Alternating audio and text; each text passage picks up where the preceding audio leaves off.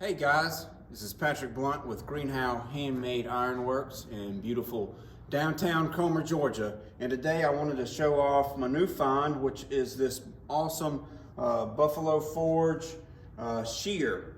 Now I have wanted a shear in my shop for a long time. A shear is a really super useful tool. Especially when you're cutting stock that is all the same sizes, smaller stocks. For instance, if you're building a lot of basket twist and you're cutting 8-9 inch pieces of 1/4 inch round, cutting all those by hand or even into bandsaw or the quarter band, which is what I use a lot of, it just gets redundant and terrible. And so a shear can really make that work a lot faster, and efficiency in the shop is kind of what's going to make or break you. So anyways, I've wanted a shear for a while. I found this shear. It was actually in a basement shop. It was covered in rust, halfway seized up.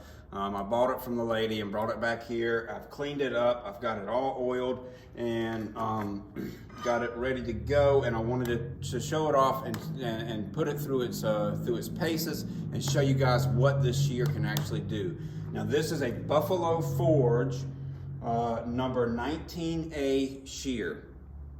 These shears were made in the early 1900s, so right about 100 years ago.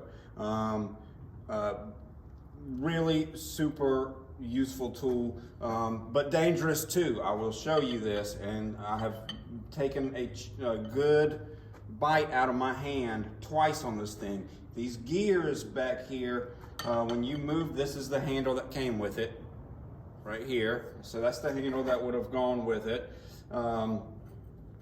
When you move this and those gears, if you get your hand back here, those gears will grab you and they will take a plug out of your hand. I'm telling you, I've already did it twice to myself. I'm not doing it a third time. So I have mounted mine on a piece of steel here, piece of scrap steel. I got it on a steel bar, just concreted into the ground here. I built this table here. This is just a table for you to be able to lay your stock on while you're cutting. I plan to build another table on the other side with a depth gauge. That way I can, if I'm cutting 10 inches, a bunch of 10-inch pieces, I can set it for 10 inches and just go to town, right? There's not a lot of information out there on these shears. These shears were made for cutting cable, and other things. The biggest thing that I can find them rated for is 1/4 by 3/4. So I kind of wanted to put it through its paces and see what it will actually do.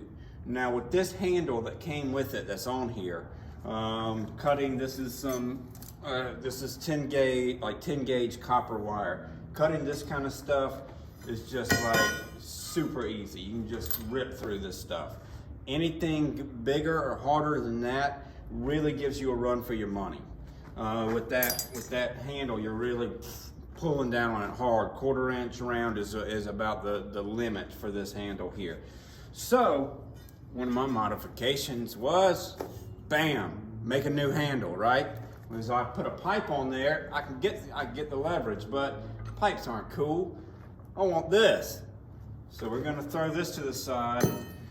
This is this shaft on the back here is just a 3/4 inch square. So I just made a 3/4 inch square drifted the end of my handle, and bam, goes right on there. Now I got twice the length that I had on this handle. So this handle, bam, bam, I got twice the length here. So let's see what we got. Let's see what we can do here. Change that up a little bit to get it right. Okay, so let's see. First we got, this is 1/8 inch by 3/4 inch, and you got your little depth, your little stop here, this thing here. So you put that to where when your metal goes up, it's got a catch, and you can just shear right through that. All right, so next we got a 1/4 inch round. If you cut a lot of this in your shop, a shear is the thing to get for that. So 1/4 inch round, shabam, no problem at all. Up next, this is 1/8 inch by this is 3/16 inch by 3/4. Okay.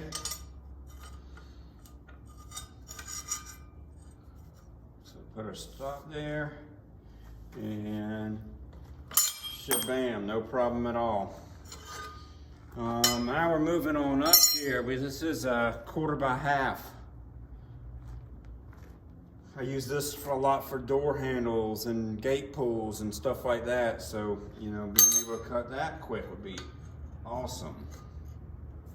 All right, 1/4 by 1/2 inch, no problem. Got it. Pretty clean cut too. Up next we got, this is 3/16 by 1.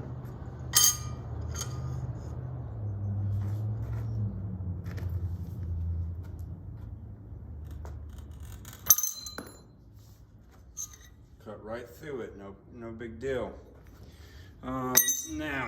Now we're pushing it further than I've been able to find anybody pushing it. This is 1/4 by 1.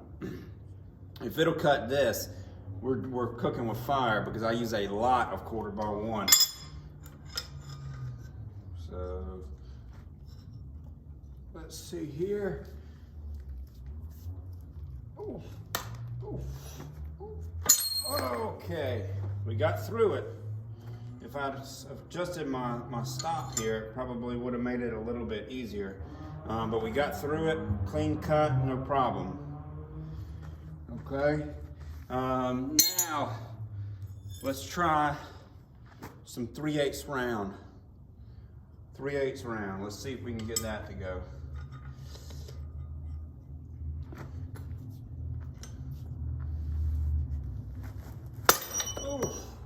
That's it, cut it.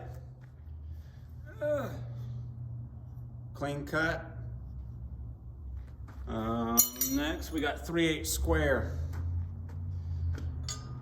I assume that if it will do the round, it will do the square. There actually is a little bit more material in the square than there is in the round. So, it did it. Blades are still okay. It did it, clean cut. And now when I was running my tests, that's where it stopped. I couldn't get anything bigger than that. I tried some 1/2 inch in it, and I just could not get it to go. If you made a longer handle for it, and had it attached to a base that was, my base got a little bit of vibrate in it. I will probably put another post in at some point and try to get that out. But for my purposes, it's not really a big deal. Because mostly what I'm going to be cutting is 1/4 inch stock on it. You probably could get it to do 1/2 inch. I feel like it would. I feel like it would if it was set up properly for doing that. But for my purposes, like I said, I'm going to be cutting pretty much 1/4 inch. So pretty much 1/4 inch round and 1/4 by 1 is really what's going to get run through this thing mostly. So anyways, wanted to show this cool machine off. If you see one at junk sale, you see one at a auction, whatever, pick it up. These machines are made really well, and it's a great addition for your shop. Okay guys, just wanted to give you a little bit closer look at it here. So here's it's a table that I made.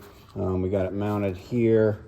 It's got right here, Buffalo Forge, Buffalo, New York, USA, number 19A is the number on this shear. And like I said, there's the shaft that your handle goes on to. It's just a 3/4 inch square. So you can make your own handles for it. That's what I did. Just to drift it with a 3/4 inch square drift, and you're in business.